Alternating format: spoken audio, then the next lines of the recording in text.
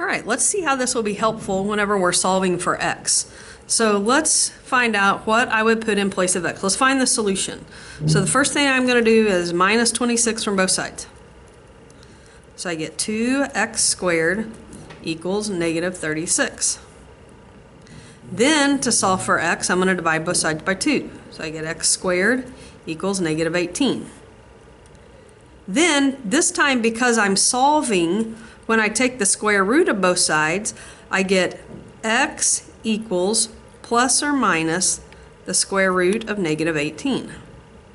And I know that the square root of a negative is I, so I'm going to cross that off and put an I in the front. And 18 is 9 times 2, so that puts a 3 in the front. Now, notice how I wrote this. I did the 3 in front of the I because it's 3i, and I put all of this between the plus or the minus the square root of 2, because if I would have written it like this, it would look like subtraction, and that's not the case. This thing is multiplied times the square root of 2. So this is how we write our answer. Look at the next one. Subtract 26, so I get 2x squared. Uh-oh, doesn't look like I changed the problem here. I meant to type a different problem on here. Let me fix it. I'm going to change this, and it should be already fixed on your note sheet, but I don't have it fixed on my note sheet. I'm going to do the problem 3x squared plus 10 equals negative 26. So I'm going to start by subtracting 10 from both sides. So 3x squared equals negative 36. And then divide both sides by 3. So x squared equals negative 12. And then square root both sides. So I get x equals plus or minus. The square root of a negative is I. 12 is 4 times 3, and the square root of 4 is 2. So that puts a 2 out here with the I. So I get 2i square roots of 3. Look at the next problem. If I'm solving for x, if I was working this problem, I would add 1, square it, multiply times this. So if I'm solving, I work in reverse order. I've got to get rid of this first. So how do you get rid of negative 1/2? You divide by negative 1/2.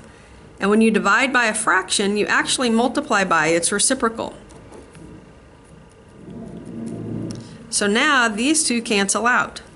And I'm left with parenthesis x plus 1 squared equals negative 10.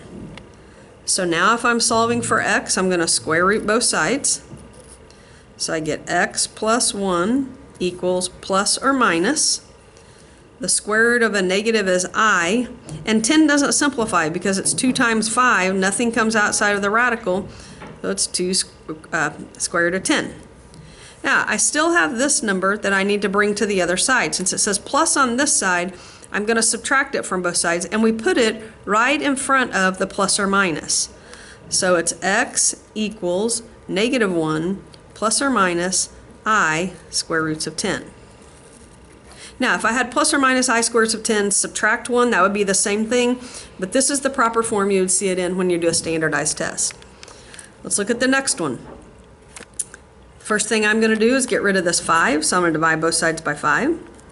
So I get parenthesis x minus 3 squared equals 1. Then to get x by itself, I'm going to square root both sides. So I get x minus 3 equals, and when I square root both sides, I get plus or minus 1. Then I'm going to get rid of this 3 by moving it to the other side.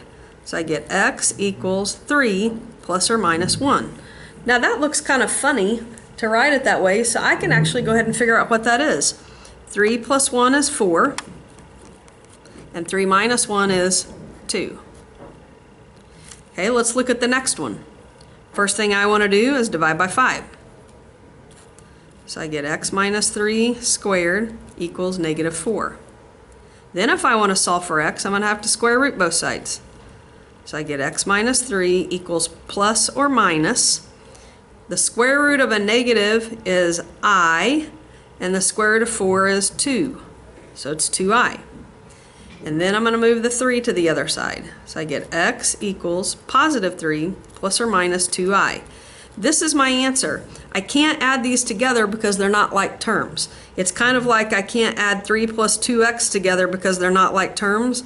I can't add these together. So my answer is 3 plus or minus 2i.